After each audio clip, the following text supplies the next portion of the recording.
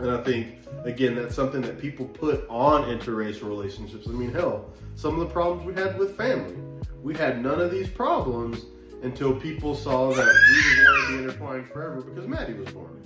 Before that permanence was there, I think everybody was cool with puppy dog loving it, or the people who now have an issue or have committed transgressions, I think they were, like, their brain just wasn't even validating our relationship. You know what I mean? It was just kind of like, it's kind of like a phase thing. Yeah. Well, then whenever that changed, and again, their permanence came, and there were things that's going to take longevity on both sides of, families for generations. I think that's where you start to see people don't realize that they have their own perspectives that we may not agree with until you start seeing some of these things happen. And that's whenever the condition of mankind comes out and you're no longer like talking to someone's representative.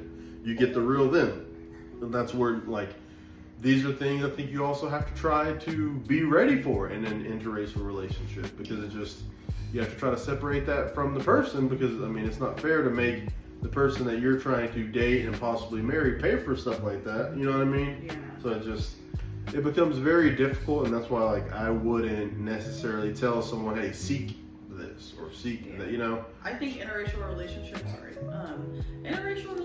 aren't easy, and I think that the first part is easy, like meeting and like dating and all that fun stuff. Whenever there's no, like, we haven't even met their family yet, just all of that, it's easy because all you're doing is interacting with someone. It's the permanence. Once it gets to be more permanent and serious and meeting family and getting married and having kids, that's whenever the opinions start coming out and people start feeling like they are entitled to have an opinion about you just because you exist around them. But I think you just don't really realize, like, some of the opinions that some people hold until you have a reason to. Yeah, I agree.